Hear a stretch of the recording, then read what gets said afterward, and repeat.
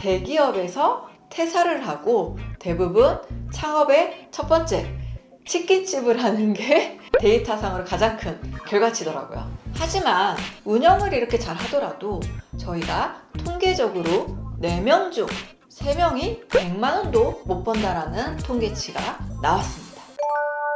안녕하세요, 뿌띠 언니입니다. 대표님, 지금 폐업하는 가게들도 너무 많고 너무 힘들다는 얘기가 많은데 지금 창업하는 건 좀 무모한 거 아닌가요? 맞아요. 사실 준비 없이 창업을 한다는 거는 준비 없이 전쟁터에 나가는 거랑 다를 바가 없습니다. 그렇기 때문에 우리 원장님들께서 준비를 탄탄하게 하시고 현재 시장성 흐름도 읽으시고 정확하게 파악을 하시고 뛰어드셔야 됩니다. 하지만 저희 같은 뷰티 업계는 오히려 불황이 기회일 수 있습니다.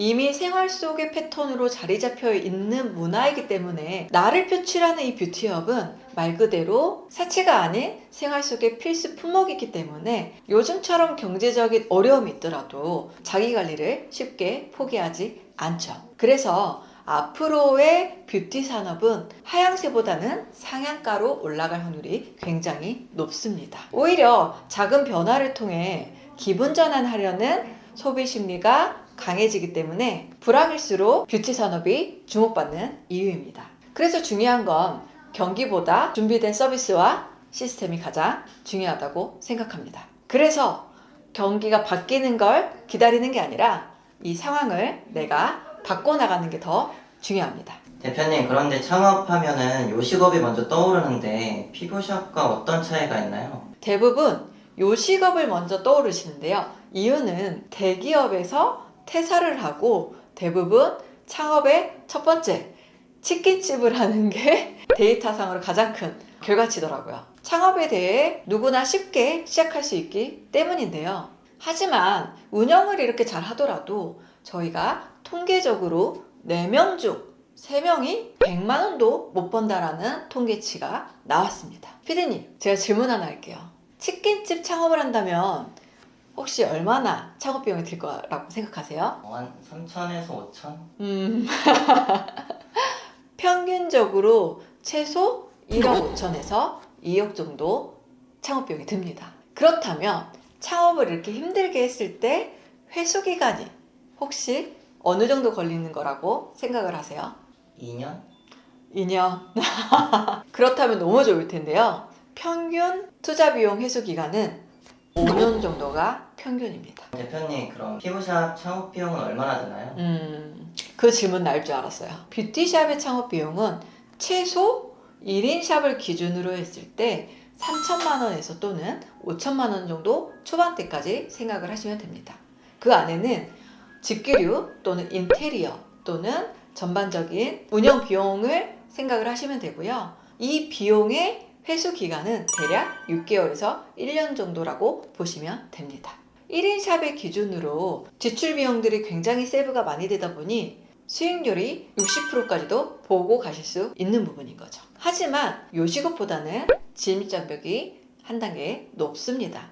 국가 자격증 또는 전문 학위를 받은 분들에게만 증여가 되는 면허가 있으시다면 충분히 뷰티 창업을 하실 수 있습니다.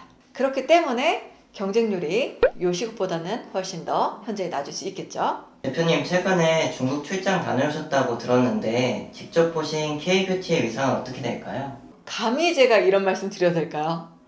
제가 한국인이기 때문에 너무너무 자랑스럽습니다. 그리고 또한 제가 뷰티업의 종사자로서 더더욱 자랑스럽습니다. 예전에는 K뷰티가 화장품에만 국한되어 있었다면 요즘에는 K푸드, K드라마, K팝까지 K컬처에 대해서 궁금만 했다면 현재는 K컬처를 직접 경험해보고 싶어하는 외국인 또는 중국인들이 굉장히 많더라고요. 이런 부분들이 이미 중국인들의 삶 속에 자리를 잡혀 있다는 걸 느끼고 한국인으로서 더 자부심을 느끼고 왔습니다.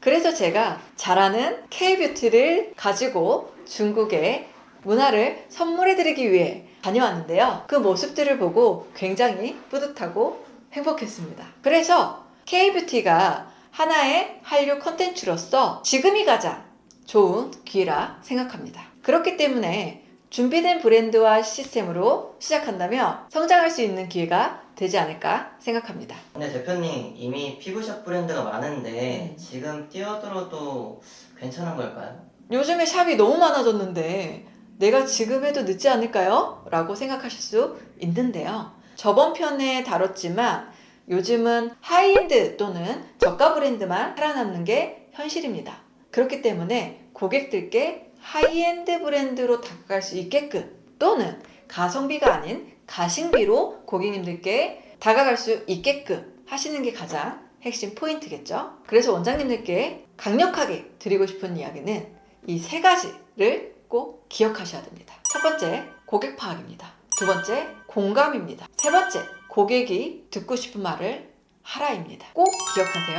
사람을 좋아하고 얘기도 잘 들어주는 원장님이 계신데 근데 뷰티샵에랑 관련이 없는데 시작해도 괜찮은 걸까요? 태어날 때부터 뷰티를 하기 위해서 태어나신 분은 단 한 분도 없습니다. 저 또한 0에서 지금까지 만들어 일궈낸 사람이고요. 현재 뿌티팰리스 원장님들 중에는 50대에 창업을 시작하시는 원장님도 계시고요. 또는 취미생사를 10년을 직장생활 하시다가 창업을 하신 원장님도 계시고요. 닭발집을 운영하시다가 창업을 하신 원장님도 계십니다. 그렇기 때문에 마음과 용기만 있다면 충분히 창업할 수 있는 게 뷰티업이라고 생각합니다. 대표님 그럼 향후 뿌티팰리스 브랜드 비전은 무엇인가요? 사실 뿌티팰리스는 단순히 한국에 국한되어 있는 게 아니라 여러 나라 민족들에게 K-뷰티를 경험할 수 있는 브랜드로 성장해 나가는 게 저의 최종 목표입니다. 최근에는 글로벌로 가기 위해 중국에 출장을 가고 있는데요. 중국뿐만 아닌 일본, 하와이, 워싱턴까지 교육을 받으러 오고 계십니다. 그래서 국내에서 안정적으로 자리를 잡고 K-뷰티 기반으로 해외 시장까지 확대하는 것이 저희가 가고자 하는 방향입니다. 단순한 피부샵이 아니라 K-뷰티를 이끄는 중심 플랫폼으로 성장하는 것. 뿌티팰리스는 지금부터가 진짜 시작입니다. 이 영상을 보고 있는 예비 창업자분들께 한마디 해주신다면 어떤 게 있을까요? 저도 처음에 시작할 땐 아무것도 몰랐고 용기 하나로 시작했습니다. 그 선택이 지금의 저를 만들었고요. 뿌띠 언니는 여러분들 항상 응원합니다. 오늘의 영상이 도움이 되셨다면 구독과 좋아요, 알람 설정까지 부탁드려요. 아직도 구독 안 하셨다고요? 지금 바로 구독해주세요. 감사합니다.